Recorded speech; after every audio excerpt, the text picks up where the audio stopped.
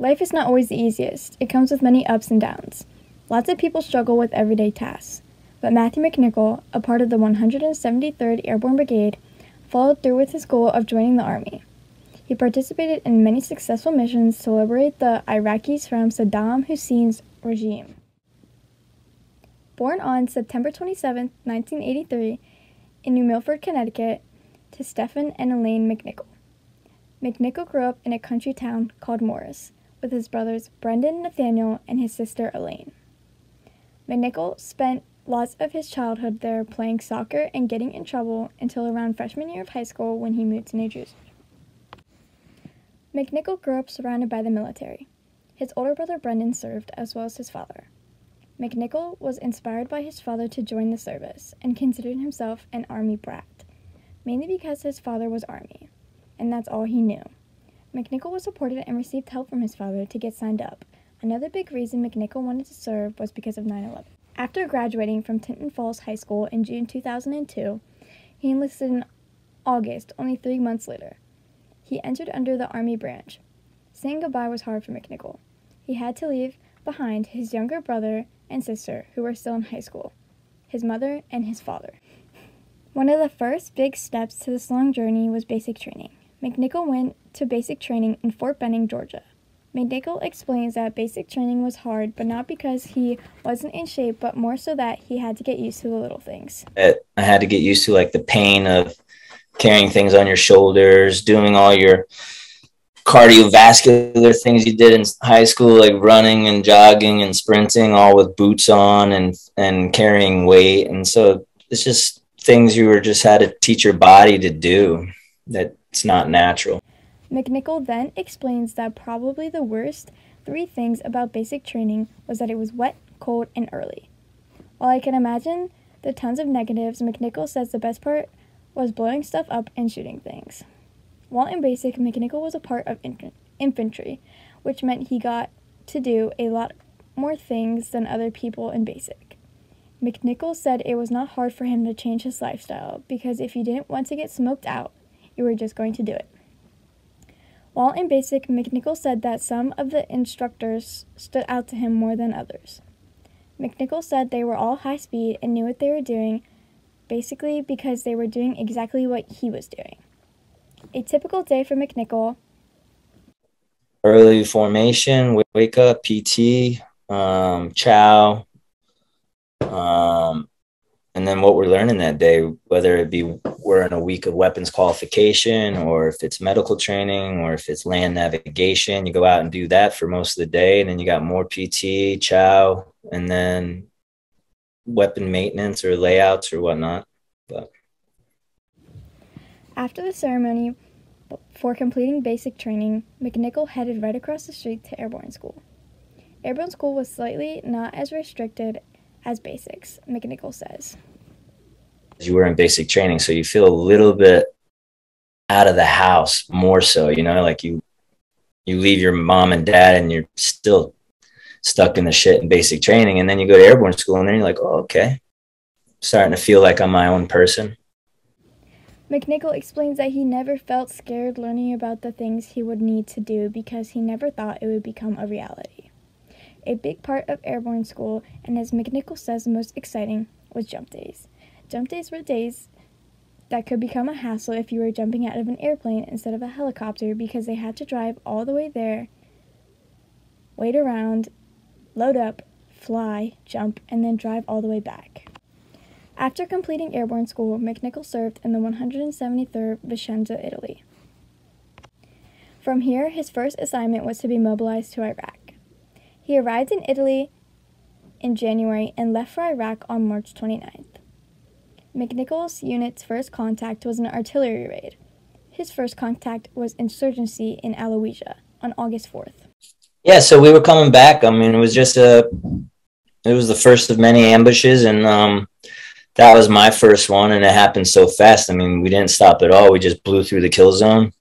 They fired one RPG that went, and I was in the middle vehicle, the second up armor, second 5-ton. Nothing was up armored at that time.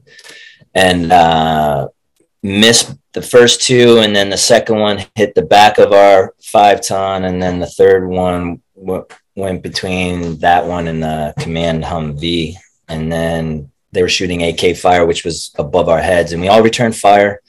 And Sergeant Springsteen and Sergeant Weaver, they got injured through the RPG, went through their legs, in between their legs and out the other side, and the tail of the RPG was like flipping in the back, and they were stomping on it. So both their legs and were all chewed up. Sergeant Beecham got a little bit of a Purple Heart that we always gave him shit for, because he had it like a little sliver in his leg and it was like on fire. He said it really hurt, but it was just like enough to give him that Purple Heart, you know. And long story short, he ended up getting sniped on August 4th, 3 years later in Afghanistan, through the shoulder and out the armpit. He survived. I saw him again later on, but on the same day. So he jokes around that he doesn't come out on August 4th anymore. So, but yeah, so we blow through the kill zone. We pull over. We call him medevac. We get Springsteen and Weaver out of there, and then we get back to our compound later, and we all like the next day take a picture. McNicol was a part of many missions, for example, Operation Market Garden. Yeah, they called it that because they wanted all of us to name the mission. It was a battalion to brigade joint task force mission on the Pakistan border to maybe presence, just to dissuade any Taliban to come over before the winter snow hits through the mountains. And yeah, it was just a crazy time. I mean, there was a few contacts that we got in. There was a few friendly fires, mistaking the Afghan National Army that we were training. We were still figuring that out. There was a time where we were calling indirect fire, I remember, and the FO, the forward observer, was calling it too close, and that was the only time I actually heard indirect fire. 105 rounds, the tail whistle go like flutters. That's how close they were coming down. I mean, it was just a crazy mission because it was the biggest one that we got to see everybody working together, you know. And I was acting squad leader at the time, so I got to be a part of the whole planning process, stuff that a lot of people don't get to see, like not only like what we're doing on the ground, but like what the helicopters are doing up top. So it was a fun experience for me for that to learn. Along with McNicol's favorite mission, the time-sensitive targets. Time-sensitive target missions were? They were the missions in Afghanistan that we had a CIA guy, and we had special forces, and we had OGA who was in charge of the Afghan special forces. And so we would stage, and then he would intercept a phone call going from Afghanistan to Pakistan, and we would pinpoint the location, and then we would land, and we were the support by fire element, and the special forces were the assaulting element with OGA and the Afghan special forces. And most of the time it was nothing, and then sometimes it was a training camp, and then the last time was a suicide call where they caught on what we were doing, and then they just set up an ambush for when we landed with the Chinook. Those were just two of the many important missions McNicol was a part of.